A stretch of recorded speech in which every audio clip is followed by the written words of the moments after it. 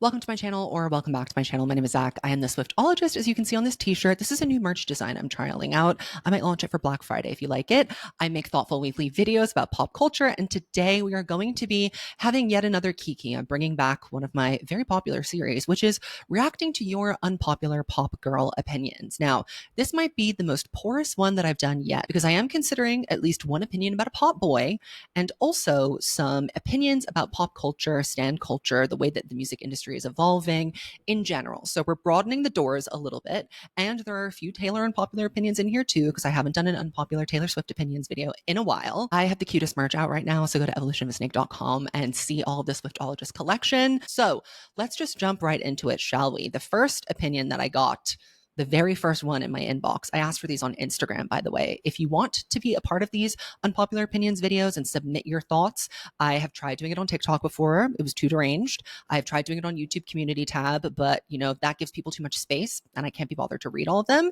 So Instagram is a nice medium because it cuts people off and it's also really easy to see all of the responses. So go follow me on Instagram if you want to be involved. The first one that I got was Camila's career is kind of over. And I thought that this was very interesting because to me, Camila Cabello's career has just started. CXOXO was not a roaring commercial success. I will definitely give that to you. If you watched my video, The Rise and Fall and Rebirth of Camila Cabello, you will know that although I think that CXOXO is a deeply flawed, sometimes embarrassing project, I think that it was a really big creative risk and a leap in the right direction of authenticity and originality that I have never really felt, seen, or heard from Camila before. I mean, I was so moved by this record, I ordered the signed vinyl, which is, unlike me to do. I saw it was $30 and I was like, let me just get this real quick. And now I'm like, what do I do with this? What do I do with this?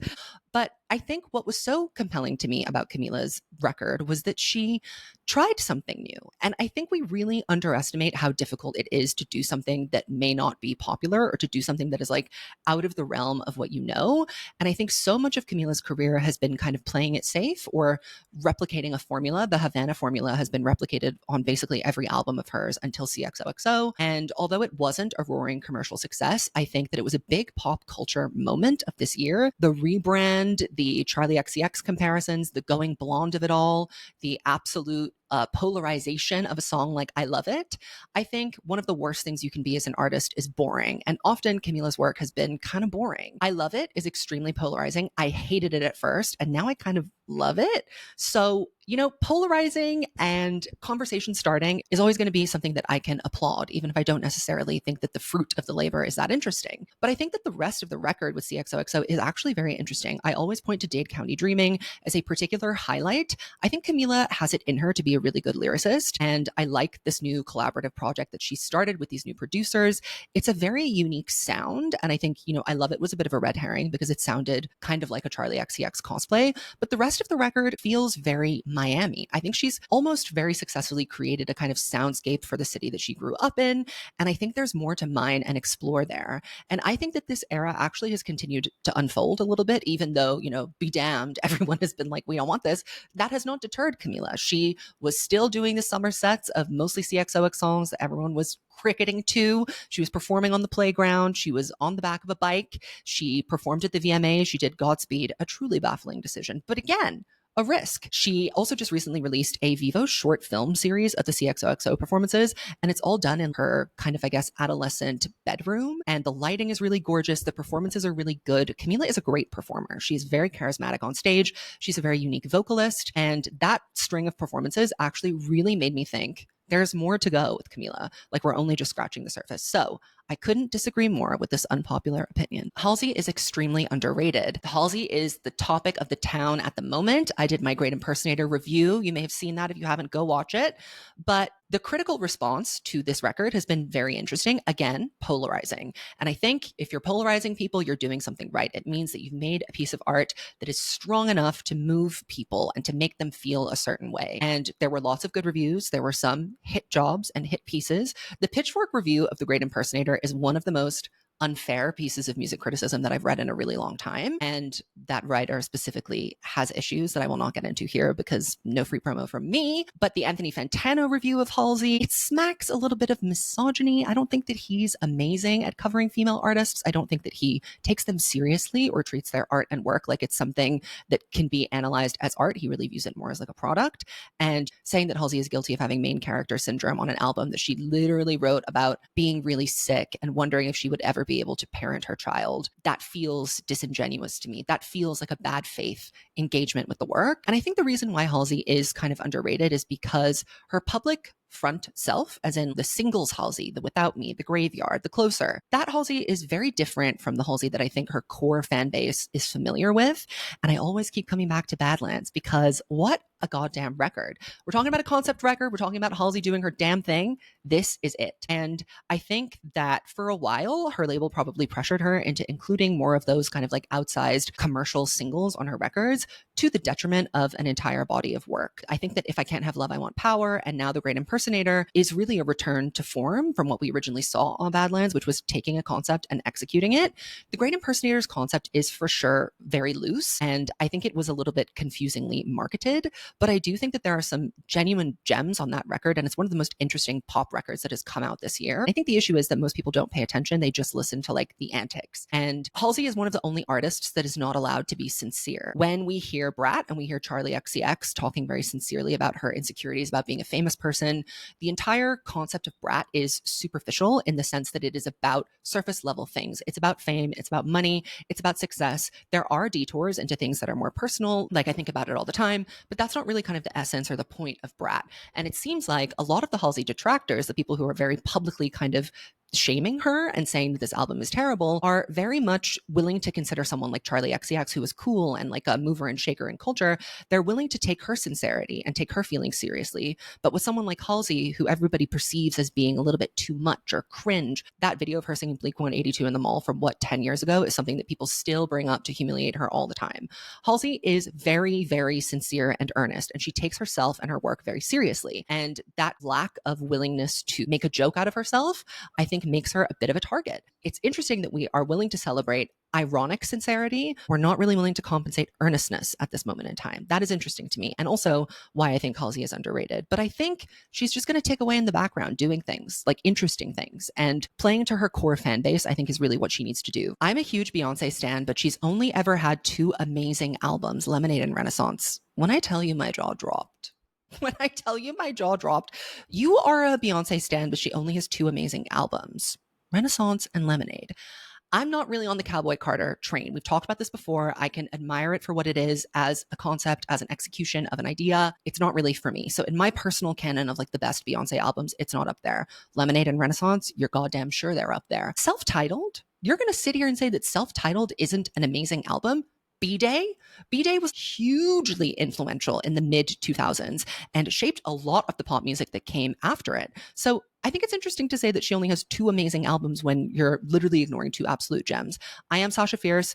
Do I think that was an incredible album? Probably not. There were some amazing singles, some career-defining moments for her. 4, I think, is a very underrated album, but definitely maybe not like an amazing one. I would say Beyoncé has at least 4 amazing albums. And if you're a stan, why are you only saying 2? B-Day is actually massively underrated. Freakum Dress, Hello, Green Light, Deja Vu. Deja Vu is one of the most interesting lead singles that a pop star has put out in that particular period of time. She could have started with Irreplaceable. That was a lot safer of a choice. But Deja Vu, I think, really shows her agility as a performer. The performances that she did of Deja Vu in that era, I mean, iconic. The tour that accompanied that, check on it. I mean, girls, come on. You can't say that she only has 2 amazing albums and not have one of those albums be B-Day. Please be serious. Here's another one about Beyoncé. Beyoncé's eras without visuals are just not the same. This is very interesting to me. I think, with Renaissance, it's a little bit easier to understand the vibe, the concept, and the era because we have the Renaissance tour film. That really functions as the visual. So for me, I understand Renaissance in that way visually. Cowboy Carter has nothing. Like there just truly are no visuals. We have like a couple photo shoots. Beyoncé literally did more promo for her liquor brand than she did for that album. And I don't really understand why we're giving interviews to GQ about whiskey when we have a record that came out that is this big statement and has all of these things going on. So I think Beyonce's refusal to explain herself is part of the reason why the visuals have stopped coming. And I know that she said, like, you know, you are the visual. That's what she said for Renaissance, at least. It seemed like there was stuff in the bank that was going to be coming. And I can't imagine that there wasn't. I just have to wonder why they were scrapped. Beyonce is such an incredible visual artist. Some of my favorite and most iconic Beyonce pop culture moments are Homecoming. Hello, one of the greatest tour films of all time. We have to say it. The Renaissance tour film, also amazing. The Lemonade film, the self-titled music videos, the surprise drop of it all. Visuals really are part and parcel with Beyonce as a performer, because she is, I'd say, first and foremost, an entertainer. Before she's a writer, before she's a singer, she is an entertainer. She gets on stage and you can't take your eyes off of her. And that translates really well in a visual medium. So it is a bit perplexing to me that we have had absolutely zero visuals. I can kind of see an argument for making Cowboy Carter like the album with no visual whatsoever, because it is so much about the music and it is in different areas, and it was a very intentional statement about country music or about genres not being porous enough, about being a pop star versus a genre artist. Like, there's a lot to mine there. I do wonder if it would have had a bit longer of a pop culture moment had it had some visuals with it. And also the Western, the Americana of it all, that really is ripe for visual interpretation. So I kind of do agree that without visuals, the eras do suffer a little bit. Okay, I noticed this in my last Unpopular Opinions video, and it is really continuing in full force, the Sabrina Carpenter hateration.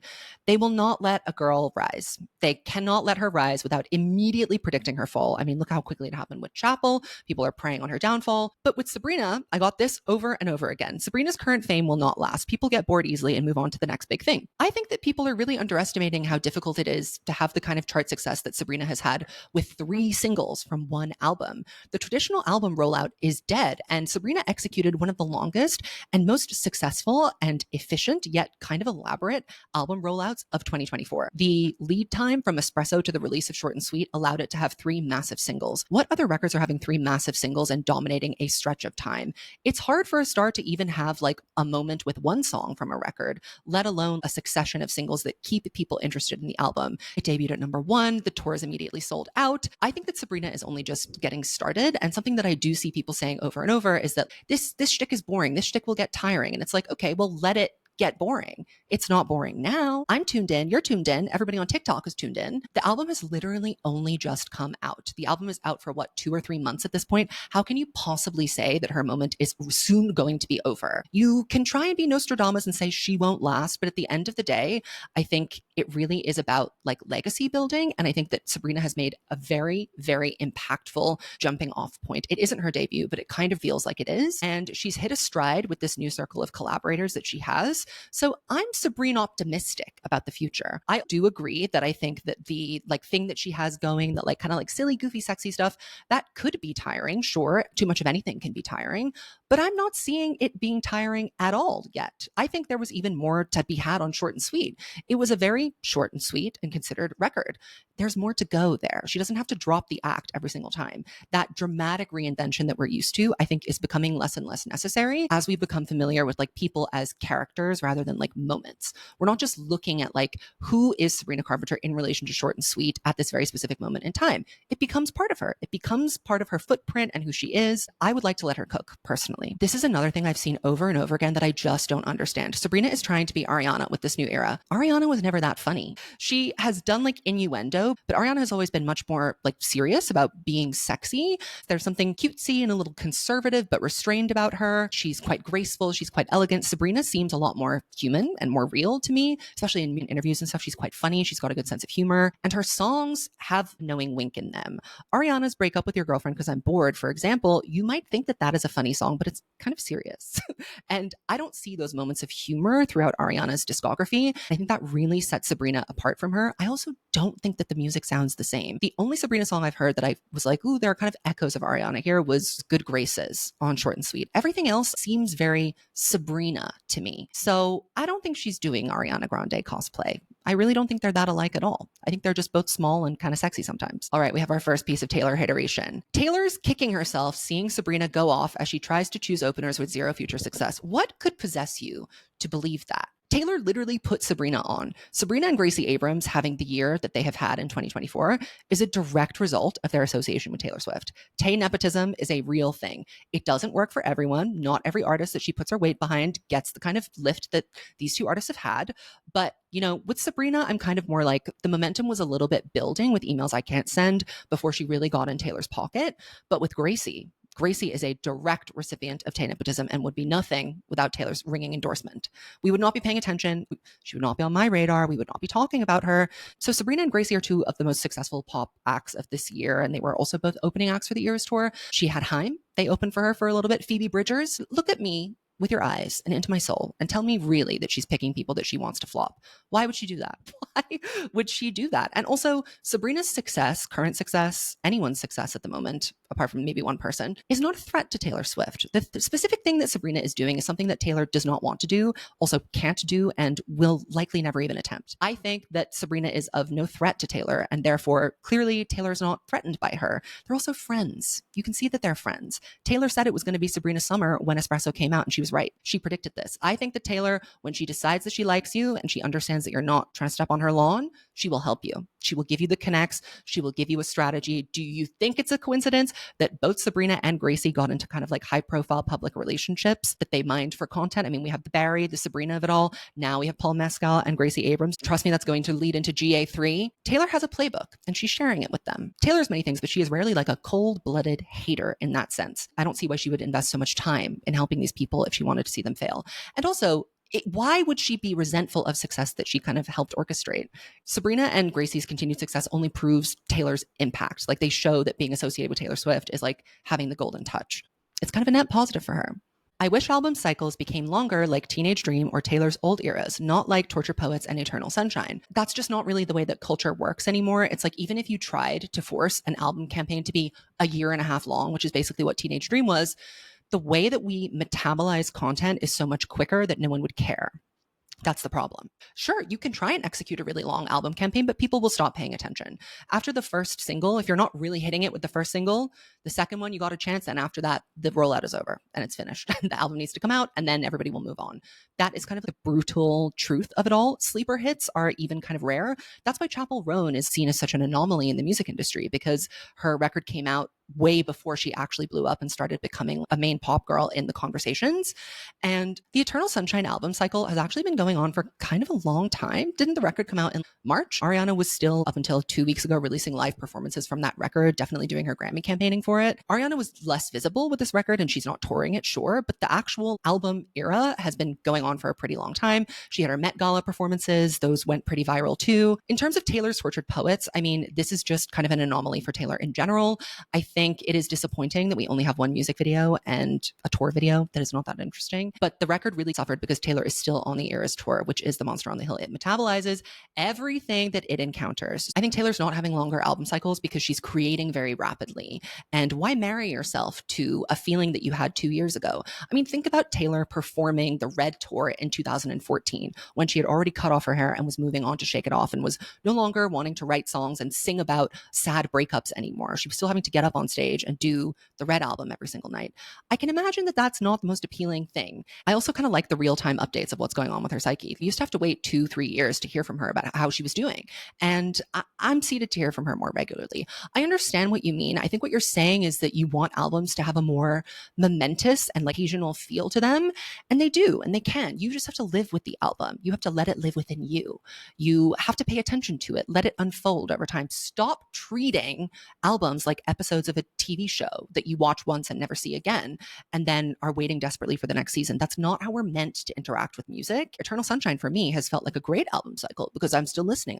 I'm still tuning in. I'm listening to the live versions. I'm thinking about the lyrics. I'm enjoying Ariana's talking about it, the very few interviews that she's done. Same with Tortured Poets. That's still mulling over in my brain constantly, as you've seen on my channel many times. An album cycle is what you make of it. We also had Sabrina's album cycle that was pretty long, as I mentioned, comparatively to what else is going on. Brat Summer Summer went on for a pretty long time. Rise and Fall of a Midwest Princess, I was seated since before it came out, and that era is still going strong. I think the album campaign has definitely lessened in duration, but what it has done is increased in intensity. So, okay, maybe these record moments aren't going on for a year and a half, but having a month or 2 months of Brat Summer or of Sabrina Summer is, I would say, equally as impactful in a different metric as Teenage Dream is. We're never going to have a Teenage Dream era again, so keep dreaming. All right, we have our first unpopular pop boy opinion on this channel. Is this my first time officially talking about a pop boy? Maybe it is. Maybe it is. And here it is. I love Shawn Mendes, but I feel like his new music isn't bad. It's just not interesting. That's how I've always felt about Shawn Mendes. He's pretty. He's pretty, and that's what's gotten him this far. And he had the occasional catchy radio hit. He has never, not once, struck me as an albums artist, nor as someone who needs to be taken particularly seriously. I have read many interviews with him. I have heard him speak. And in my opinion, just my opinion, my read, I could be wrong. This is just my personal opinion. He's kind of dumb. He doesn't seem that smart. Dumb and Poetic by Sabrina Carpenter really sums it up. And when I read this interview, he either gave it to Rolling Stone or the New York Times about this new record. This stuff that he was saying about this journey and this process that he's been on is all very banal. It's very boilerplate. I took mushrooms and found myself. And that is actually not an interesting insight. And you're hearing that in the music. This is why you're bored. This is why you're not feeling connected to it, because it's uninteresting navel gazing. It's literally background music, like Noise Machine. It's not bad. It's not offensive, but it's very boring. And as we all know, boring to me is worse than bad. Someone said, I know that Tate McRae's new album is going to rock us. I'm not so sure. I'm not so sure. I didn't think that Think Later was that good. Really, as an overall effort, I thought it was pretty boring. It's Okay, I'm Okay is a cute girl, but she's no Greedy. She's no Greedy. And I'm starting to fear that we can't have another Greedy. I also didn't think that Exes was that good. I'm really here for Tate McRae, though. I think that she's gorgeous. I think she's such a performer, but the music is just not hitting. So I'm not feeling extra confident. I don't know that It's Okay, I'm Okay is even really doing that well, other than having a very brief moment of her choreography going viral. But it is a harder time than ever before to be releasing. And I don't think there was even really sufficient distance between Think Later and It's Okay, I'm Okay to come up with a new era or a new thing. That's not to say she's to completely transform, but It's Okay, I'm Okay just feels like it was intended to be like Greedy. And that's not how you make another Greedy. That's not how you make another Greedy. So I'm seated. I will listen. I will react whenever it comes out.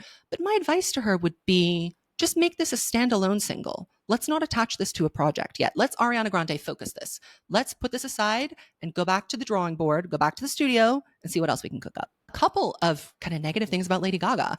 Lady Gaga isn't cool anymore. Her old self cosplay on Chromatica and Disease is bad. I don't really get that. Chromatica and Disease both exist in this kind of post-apocalyptic wasteland. Lady Gaga is this freaky kind of monster or this alien being that is coming to perform very intensely for us and unnerve us. Something that I really love about Lady Gaga is that she's always going to go there. She's always going to take it to a place that other pop stars don't. I think that's the theater kid in her. She's willing to be ugly. She's willing to snarl and bare her teeth and be weird and be disconcerting.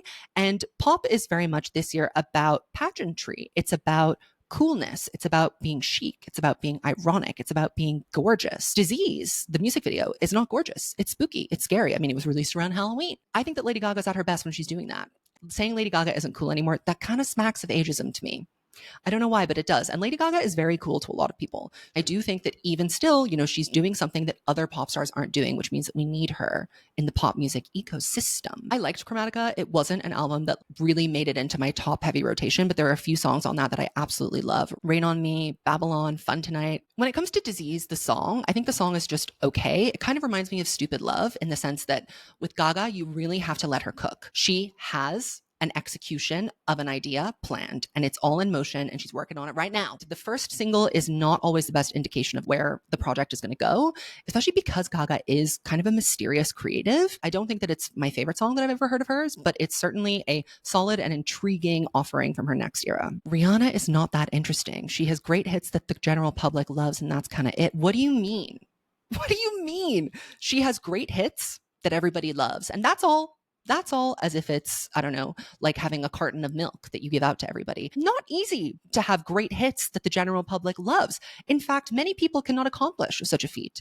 I think the people who say this were not present in popular culture when Rihanna was really a moving, driving force in the music world. She has been such an inspiring personality. What's so perplexing to me about this unpopular opinion is saying that Rihanna's not interesting. There are critiques of Rihanna as an artist that you could offer. She has albums that have a lot of filler. She's mostly a singles artist with the exception of Anti, which I think is her magnum opus. But to say that she's not interesting, I mean, Rihanna's entire career, both in music and out of it, has been built off of the fact that she is deeply interesting. All the way back to her Twitter days when she was churning out reads like beat poetry. That was an era of time that everybody aspired to. Bad Gal Riri, Better Have My Money. Rihanna has always been such an advocate of popular culture and also a driving force within it. Fenty Beauty like really changed the makeup game forever. She is an endless style icon.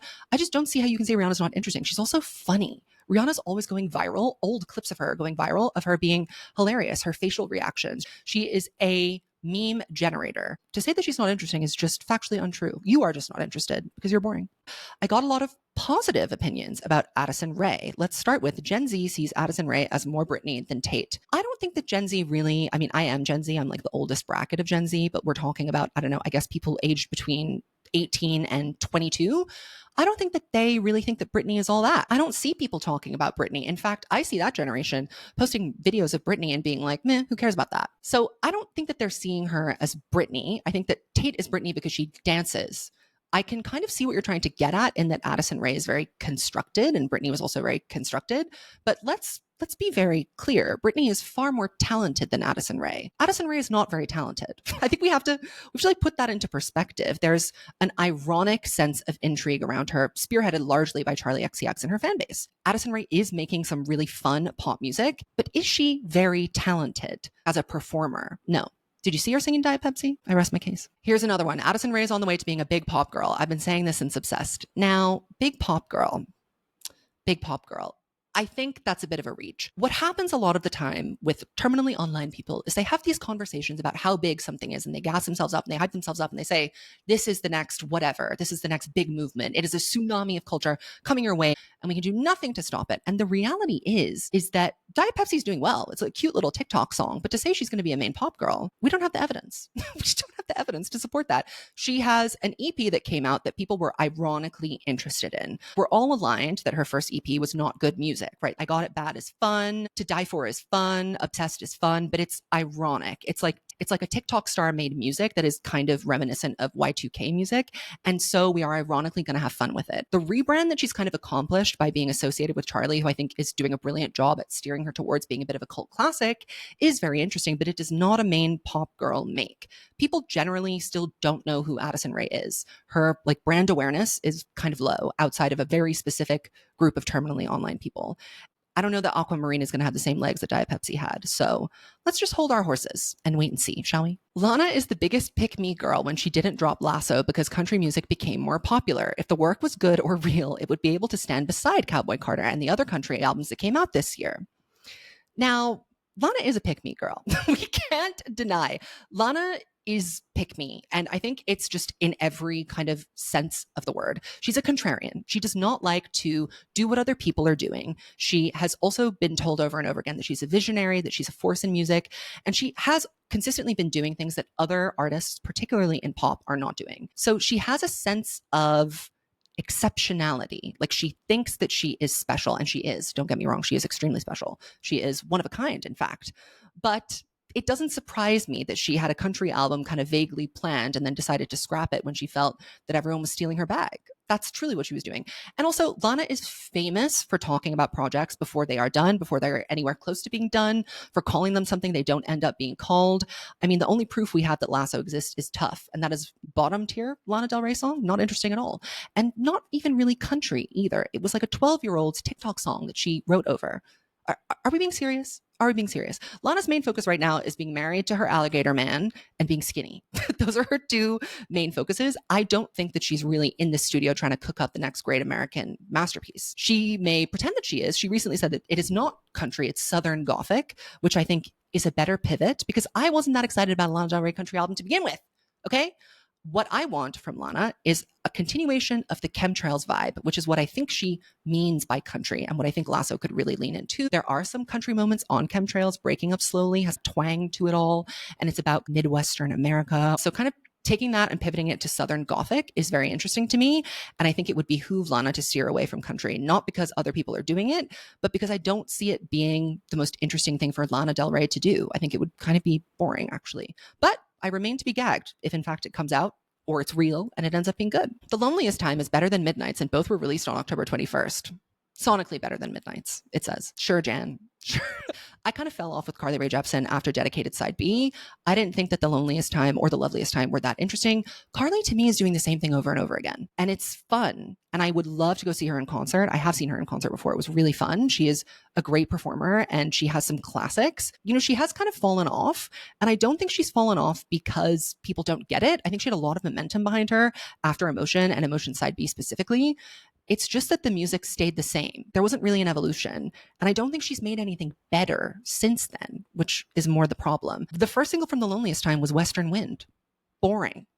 Very, very boring. I'll let you rock, but I'm going with Midnights on that one. Britney is a bigger legend than Beyonce. Unfortunately, I just don't think that's true. And there are many reasons for that. First being that Britney is no longer active. So it's hard to continue being a legend when you're not present anymore. A lot of Britney's career was orchestrated on her behalf. We have to question her agency in a lot of her career. At least everything since Circus was something that she had either very little say in or was forced to do. That really complicates her legacy to me. She is a legend to me forever and always. She's the queen. She's Britney Spears. But Beyonce is an artist. Britney's an entertainer. Beyonce is an artist as well as an entertainer. She is really, really dedicated to her craft and has been fighting for creative control, has taken the reins many times, is very exacting and perfectionist, and has contributed more contemporary music that is currently relevant today than Britney Spears. That's not to put Britney down in any stretch of the imagination. I didn't do the comparison here. Okay, someone else did it for me. My final words on that are, we all got crowns. All right, we have two Gracie Abrams opinions. Now, you may have seen on my Instagram story that I posted that I thought that the new song, That's So True, from Gracie Abrams on the deluxe version of her album, The Secret of Us, is good. I thought that was a good song. And I gave the album a spin and I still thought it was bad. I still thought it was boring. I still thought the songwriting is lacking. It's just not for me. I like the song Risk and I like That's So True, but it did get me thinking that maybe there is something there to mind because those two songs, she's like gasping for air almost. Well, it's kind of because she can't sing, but it's also because of the way she was delivering it. And I think that those tongue twisters, urgent, kind of feverish guitar licks is her bag. Those are the songs of hers that are going viral on TikTok. So I guess more of that, please. But the two opinions I got, number one was that Gracie Abrams is the epitome of nepotism and no talent. She is the epitome of nepotism in that she would not be where she is. She wouldn't have had the ability to access Taylor Swift and to have Taylor Swift take her seriously as an artist if her father wasn't someone that Taylor Swift could maybe see as being a useful connection to her at some point later in her career. So she's definitely a recipient of nepotism, but newsflash, everybody in the entertainment industry pretty much is. You will find a connection somewhere. It is one of those industries where it's a little bit closed door. You have to rub elbows with people you already know. It's very difficult for a relative unknown to break through, which is why we hear so much about industry plants all the time, right? People want to talk about how that is the exception and not the rule, when really I think more of these things are orchestrated than you would realize, and more people are even tangentially connected to people in the industry. It's scratch my back, you scratch yours vibes all the way through. I don't think that Gracie has no talent. I don't think she's a great singer, and I think that her songwriting is lacking, but it's connecting. It's resonating with young girls. They're really enjoying it. And one thing about me is that I'm always going to respect the teenage girl. The teenage girls are the culture shapers and makers in this world. They are the ones who decide what's cool. They are the ones who decide what projects get funded and get made in pop music. So when teenage girls are being really fervent about something, and this is a bit difficult to quantify because now with there just being stands for everyone these days, there are little stand communities around everyone. But Gracie Abrams, I've noticed, is transcending her bubble a little bit. And I'm taking note of that. I'm seeing the effect that she's having on people. And even though I don't really think it's great, I can witness it happening and appreciate that other people think that it's good. Another unpopular opinion that I got was a lot of Gracie Abrams' success is from Taylor's exposure. It feels almost not organic. If Gracie really is a recipient of nepotism, the taynepotism has been a lot stronger for her than anything her dad could provide. Her dad may have busted open the door, but Taylor took her hand and walked through it. Taylor literally crowned her as her disciple and was like, she reminds me of myself. That kind of blessing does not come around. Taylor's never said that before. She probably also wouldn't have linked up with Aaron Dessner if it wasn't for Taylor, and he has been an essential main collaborator for Gracie, good or bad, whether you like it or not. He's the one currently driving her sound from the back end. These things would not have happened if Taylor Swift was not in the picture, and she didn't open for the Eras tour, and Taylor wasn't like pushing her so hard. The taynepotism is really what we need to be more concerned about. And yes, it does feel almost not organic because of that, because she has such a strong push behind her and the product is so average. I'm sorry. If you like it, there are some good songs. I will give that to you. There are some catchy TikTok songs, but the pitch of the conversation doesn't match the quality of the work. And that, I think, is always what kind of puts me off Gracie Abrams a little bit. It's not that I don't want her to succeed or I don't think that she's capable of it. I'm just kind of like, it's too easy. Why was it so easy for you? Why are we giving this much attention and this much smoke to someone who is, to my eyes, not really advancing their craft in any meaningful way? I didn't see a huge leap in quality or improvement between the first record and the second record. I remain, as I have always said, seated and ready to be gagged. Look at the turnaround I did on Sabrina Carpenter. Give me a good Gracie Abrams album, I will clap and cheer. Oh, you want to hear something really deranged? Here you go. I think Taylor's next love record, aka Lover 2.0, would be mediocre at best. The difference between Joe and Travis is that Taylor asked Joe about his opinion on her songs, but Travis likes everything she makes and doesn't push back on her. First of all, the most annoying thing that Swifties have done in the wake of the Joe breakup is overassign credit to Joe for Taylor's artistry. You will never catch me congratulating a man for an artistic accomplishment of Taylor Swift's. And what you're saying is here is that Taylor made better songs because Joe is really talented and he's really good at editing her work for her. To my knowledge, the best songs in her career, All Too Well, for example, Blank Space, Love Story, You Belong With Me, he had absolutely nothing to do with that. And the songs that he did contribute to, anyway, that's all I have to say about that. If you sincerely think that Taylor was taking every single song for every project to Joe and being like, do you like this, baby? Do you have notes for me? Before turning it into her producer or her record label and saying, this is a song that's going on the record, you're deranged. I'm sure she played him things here and there and was like, do you like this? But I don't think she was sitting there workshopping. He was not a credited producer or co-writer on all of Lover or on all of Midnights. He got his credits here and there. But to say that he had some sort of like meaningful impact on Taylor's writing or her artistry is crazy to me, beyond him being a muse, beyond him being an inspiration for her to write about. To say that he was like one of the masterful hands in the creation of the body of work is insane to me. And, he has had his moment, he got his Grammy, and that's fine. The idea that Taylor's work is going to be bad because Travis likes her songs and doesn't say bad things about them. First of all, are you on speaking terms with Travis and Taylor? Do you listen to their conversations? Have you ever heard a conversation between them about a song that Taylor has showed to Travis and asked for his opinion on? No, you haven't, because you don't know them. You don't know this to be true. You're just assuming that. Your romantic partner is also there to support you and to make you feel good and to empower you to do your best work by being your support system. They're not there to be your critical sounding board. I don't think Taylor is going to her boyfriends and asking them for constructive criticism. I think she's just sharing something that she's creating with them to show them that she loves them. That is how I would imagine she's approaching this. You are assigning way too much importance to the men in Taylor Swift's life and detracting merit from her prolific career as a songwriter. So I don't care what you have to think about Lover 2.0. I don't care who she's dating or what she's going to talk about. I believe that Taylor's next album will be good because I know that Taylor Swift is a competent, prolific writer. And that's on period. The XCX is a genius and you can cry about it. It is insane to me that I made one video, the reaction to the remix album, which I have not taken down because I am not embarrassed of a reaction video.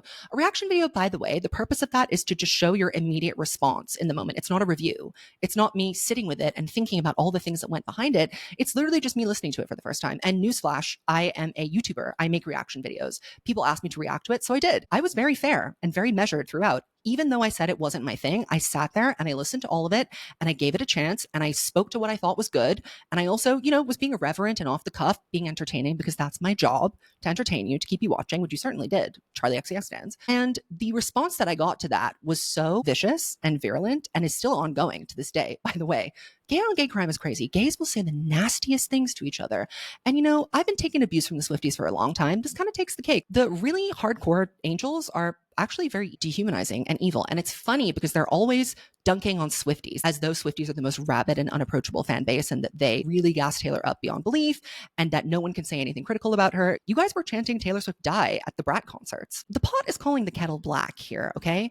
And I like Charlie XCX. There are multiple documented incidents of me being like, I love Charlie. I like this thing that she did. Seems like everybody just ignored my 50-minute elegy to Brat and how brilliant it was and just went and watched the reaction video and decided that I hate Charlie. I don't hate Charlie. In one of my last videos, I said something very off the cuff about Charlie and I was accused of giving a backhanded compliment to her.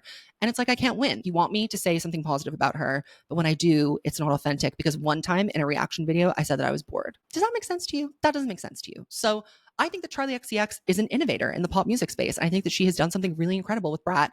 And I am really looking forward to seeing it being nominated for multiple Grammy Awards. And I think that it deserves all the accolades that it's got. So what now? And right after that, I got an opinion that said, I'm happy for the people that do, but I genuinely don't understand the hype of Brat. Well, I have a whole video about it because I really liked it and I thought it was really good. So go and watch that. And the angels who are projecting some sort of weird bias inside of me that I don't have, girls, get a job. When you watch my videos, when you post clips of my videos, when you send people my way to give me more traffic, I make more money. This is my job. I get to sit here and talk about Charlie XCX and get paid to do it. You're doing it for free and embarrassing yourselves in my comment section. To that specific subset of the angels, I wish you well. I hope you get well soon. And I hope you keep engaging with my content and being obsessed with me. Thank you. So now I'm going to move into some of the more general unpopular opinions. Concert crowds are dead and fans don't know how to behave at concerts. I agree and disagree because up until recently, I was very much on this train with you. I think it's regional. It really depends where you are. I've noticed in general, Singapore crowds are really bad. Really bad. It's a lot of the phone in the air. The Eras Tour in Singapore was unlike any of the other Eras Tours that I've seen. I've seen it on 3 continents, okay? And the Eras Tour in Singapore was the phones in the air tour. If you were anything more than 10 rows back, you weren't seeing anything because everybody was recording every single moment. And it was a lot of also recording yourself screaming. There wasn't a lot of being in the moment. I noticed that a lot more when I saw the Eras Tour in the UK and in Ireland. People were really into it. I think that's because the gig going culture is a lot longer there and it's much more about enjoying.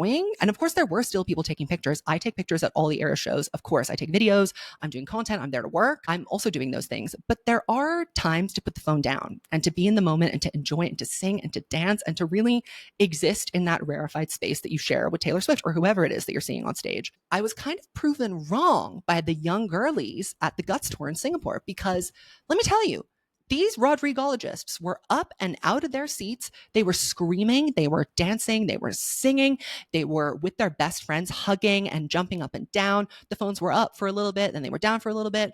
I was really heartened to see that kind of response. And so what I've noticed also is it's like, what kind of artist are you going to see? Is the artist putting on a show that is really designed to be filmed and put on social media? If so, you're going to see a lot of phones in the air. If the artist is more focused on like doing a performance, and Olivia's current like musical style, which is like pop rock, it's really energetic in a way that lends itself very neatly to a live show. So I was heartened to see that the young girlies really do still know how to rock out when they're given the opportunity. I'm going to Dua Lipa soon. Actually, by the time I upload this, I will have already seen Dua Lipa. So I'll see what the crowd is like there. It's going to be a slightly older crowd, but yeah, I don't know. I think there definitely is a concert going etiquette that has been lost, but I felt it really strongly in Ireland. Honestly, when we were doing standing for Taylor Swift, I expected that to be a nightmare because even sitting in Singapore was a nightmare, but everybody was really relaxed and having a good time, living in the moment. There was not a crush up near the stage. I was literally a second row and there wasn't really people pushing. I found that that was a lot more intense in the States. The floor etiquette was horrible in the States. People were shoving, pushing in. Everybody was acting like, they were the only person in the room, but that's the American way. That really just is how Americans behave. So that doesn't surprise me that they act that way there. I think also a good way to like encourage behavior that you want to see at concerts is to model it. When I go to a show by myself, I'm rocking out, I'm dancing, I'm headbanging, I'm singing, I'm taking videos, then I'm chilling, then I'm watching, I'm laughing if the artist is being funny. I'm, being present in the moment. And I think that when you're in a crowd of other people, we're human beings. It's energy is infectious. You pick up on it from others. So if someone is being a downer, unfortunately, that can kind of spread like a disease. But also, if you have a live wire in the crowd, you're going to get people up and dancing and jumping and singing with you. Be the change you wish to see in the world. Be the crazy girl in the mosh pit. Most fandoms suck and are toxic. However, you don't have to be in them to stand someone. That's true. I mean, you can stand anyone you like. You don't have to participate in the online nonsense. In fact, it's often better if you don't. But I also understand that like people want to feel a sense of community when they're talking about something they love. And that is part of why stands are so toxic and vicious to people that do not fall in line with what they say. To a certain extent, you have to expect that when you're speaking to a fandom or you're making content about a fandom, if you say something they don't like, they're going to turn on you. And I'm very familiar with that. Very familiar with that experience, which is also why I've tried to really like intentionally curate a space where I don't allow the really toxic behavior. I'm not on Twitter anymore. I don't go on Twitter. I don't look at it. My YouTube comments, I moderate them. And if you say something even like slightly rude to me or backhanded, or I sense that you've been sent from somewhere else to say something specific, you're getting blocked. A lot of people will be like, oh, you're removing comments. Yeah, I am. Free speech for me, not for you. You can talk about me however you like in your own spaces. But where I have to see it in my own space that belongs to me, you better believe that I'm keeping it cute and it's completely up to me and there's nothing you can do about it. So that's kind of how I combat that. And also, just as I said about modeling behavior at concerts, I try to model the behavior that I'd like to see in the fan base with the Swifties. I feel like the Patreon and the Discord, this is where I see and remember the power of the stan communities and like what it can feel like to be part of something, because everybody in our like little circle of the internet is aligned on the fact that Taylor is not a perfect person, but we should always be respectful when delivering our criticism. And that is, I would say, the attitude that permeates all of our discussions. And we don't just talk about Taylor Swift. Our Discord is like very lively, talks about a lot of other things. My YouTube comments are generally, I'd say, really insightful. I see people writing these like long essays in my comments, and I really try my best to read all of them because they're usually so insightful. Like the comments on my Halsey Great Impersonator review, all of the people with chronic illnesses that were talking about what this album meant to them. That is why I create the work that I do, and I make this space for people, and I deliberately try and keep that toxic behavior out of, so that this kind of stuff has a place to thrive and flourish and be seen, and so that other people can also see it and be like, oh, maybe there's a way to interact with pop culture and with stan communities in a way that's not evil. Perhaps. I've been giving lectures at universities about this. I'm really passionate about trying to change fan discourse and like fan culture. And I'm trying to make a small impact. There are always reasonable people in every fandom. There's a Swiftologist for every artist. So go and find yours. Or just stay here, because I talk about a lot of people. Social media and cancel culture leaves way less room for mess, and the tea isn't teeing as it once did. Unfortunately, this is just true. Look at the responses that came out about the Shawn Mendes, the Sabrina Carpenter, the Camila Cabello love triangle. That was witch hunt for everyone, for every single person involved. Sabrina was getting accused of doing what Olivia did to her. Camila was getting accused of being a trollop. Shawn Mendes was being accused of being an idiot. There was no fun to be had. We cannot just view these people as characters, and I don't understand why. Why does every mistake that a person that you don't know makes have to be a reflection on their personhood? Why can't we understand that famous people are abstracted concepts? They're not real people that you know. So it's just not possible to have fun anymore. It really isn't. You can't even say something mildly shady to be funny without being accused of like wanting someone to die as well. There's very little tolerance for anything that's not uniformly positive. If people can't figure out whether you love or hate something, they hate you because they can't figure it out. It's called ambiguity intolerance. I've got to make a video about it one day. This one really cracked me up. Using glittery gel pen to describe women's art ignores the intricacies and efforts behind it. Writing a good glittery gel pen song still takes a skill that needs to be honed and developed. So you're saying that Taylor Swift is trying to ignore the intricacies and efforts behind women's art because she's the one that came up with that. Are you aware of this? If you're not familiar, Taylor has described the different kinds of songs she makes using different pens. So the glittery gel pen is like Cruel Summer, Shake It Off, Blank Space, the fun stuff. And this person is taking umbrage with the fact that those songs are called glittery gel pen song. I don't think that glittery gel or pen are like derogatory insults. And I think what Taylor is trying to impart there is that these are fun songs. They make people happy. They make you want to dance and sparkle and shine. And yes, it's true that writing a good glittery gel pen song takes a skill that needs to be honed and developed. So Swift has that skill. And she would never say that writing a glittery gel pen song does not require that skill in place. Taylor often talks about the brilliance of creating simple pop music. There's an interview that she did with Elle magazine in 2019 that goes in depth into how she feels about that. I don't know if you just don't understand the origins of that term or where it came from, but it's not derogatory. I don't think you can even interpret it as being derogatory unless you are making it up. Swifties have taken fan culture to the next level. We've been needing that and shouldn't get hate for it. Girl, are you serious? I need to redirect you to the billionaire video. What you're talking about here in terms of fandom being taken to the next level is mostly consumerism, hyper-consumerism, mass collecting of vinyls, mass production of merchandise, trying to spend and own as much of a legacy as you possibly can. And that is being readily made available to you by the Taylor Swift operation that is more than happy to facilitate this kind of overconsumption. Swiftyism has for sure had its positive impacts on the world. I mean, parasocial relationships with celebrities are very lucrative. Whether you like them or not, whether you think they're good or bad, they are very lucrative for celebrities. And musicians generally don't make a lot of money off of their actual music anymore. Streaming has completely decimated the kind of royalty system. So unless you're really, really getting a lot of streams, you're not able to make a good living off of that. So you have to do things like tour and sell merchandise. And these are all things that are outside of the hero product, which is the music, which is what people should be buying and celebrating, but has no value anymore, basically. So instead, the artists have to survive by, doing all these external things. And that requires a lot on lore building and parasocial relationships. So Taylor, in a sense, has provided a very good blueprint for other artists to be successful financially, to, have different versions of their vinyls and sell different copies of their record. She has definitely inspired that, but also Swifties have contributed a very toxic element to fan culture that absolutely cannot be ignored.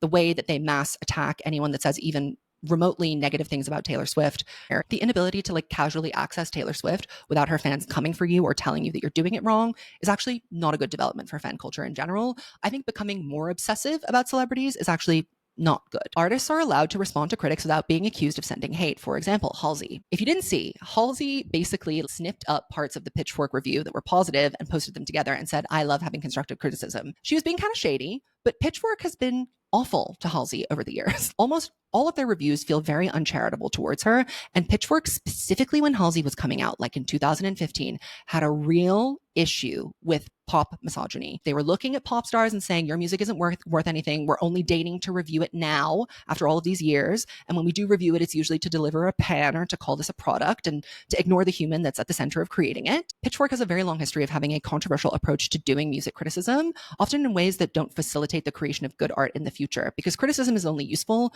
when it is constructive, when there is something to take away from it. A lot of the times, Pitchfork reviews can just feel mean and nasty. Go and read the review of Liam Payne's album and tell me what constructive criticism you would have taken from that. At the end of the day, writers are writing in the public domain. And if you put something out into the public domain, you have to expect that the person you're writing about has a right of response. So you cannot turn around and say, oh, Halsey's bullying me after she leads traffic towards your review. At the end of the day, that's putting more eyeballs on your byline than you probably ever would have gotten in your entire career. So congratulations to you for getting attention from Halsey. It is annoying that fans do this kind of behavior. They do the death threats. I'm sure they went absolutely over the top with, assailing this writer's character, but also as a reviewer in this day and age on the internet, you kind of know what you're signing up for. I do, and I'm careful about what I say, even if it doesn't seem like it. More careful now about how I deliver my criticism because I know that people can really get out of pocket. So I want to make sure that when I'm saying something, it's mostly fair or that it's casual and non-serious and not an attack on someone. This Pitchfork review felt very punitive, like it was deliberately missing the point, and like the writer had not engaged with Halsey as an artist before, but was purporting to know all about her. So I think that Halsey has a right of response, and she responded. There's nothing really original or groundbreaking with the music video medium. I find this to be such an interesting question because music consumption is more visual than it ever has been before. But when you look at things that go viral, things that really make a song or an album or a moment pop off to the next level, it's usually not the official associated visuals. It's UGC, user-generated content. Like with Good Luck Babe. Good Luck Babe does not have a music video and it's one of the biggest songs of the year. The Brat music videos were really great, but I don't think that they were essential in driving the moment of Brat. Maybe the 360 video was, but it was more the user-generated content. It was the Apple dance. It was people getting videos and making memes out of the installations that popped up around New York City. It's more visual than ever before, but it's also participatory. And it's like fans want to be more involved in the creation of an album campaign than ever before, which does render the music video kind of a useless medium because it goes on YouTube and you watch it on YouTube and then that's it.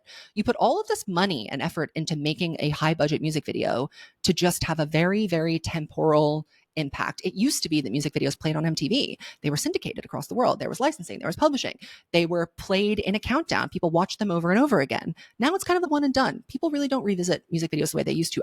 Look at the views that music videos get now versus what they did when YouTube was really just starting to pop off as a medium to share those music videos. It's like the entire visual world, including performances and live versions and acoustic versions. These things are all more important than the actual music video itself. And the success of Good Luck Babe without a music video is really just a testament to that. Here's another one about criticism. After the great impersonator criticism, music shouldn't be reviewed because reviews are also subjective. This is one of the stupidest things I've ever read in my entire life. Art is subjective. Film is subjective. Should we just scrap all the reviews because of that? The issue is not that the great impersonator was criticized. Anybody is free to deliver a criticism to anything at any point in time. And everybody also has the right of response to say what they like back to that.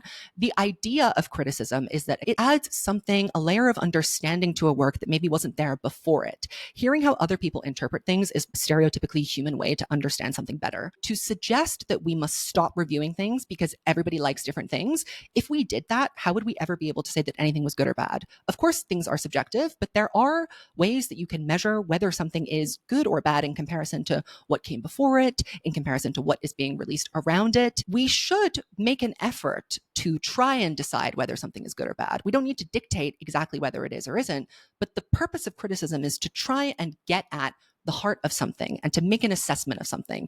And that is a good thing to do because you use your critical faculties. Not using your critical faculties would be not reviewing the album and just saying, if I don't like it, I don't need to talk about it. I don't deserve to have an opinion about it. That's not true. We have better art because of criticism. And to take it away would just increase the amount of bad art in the world.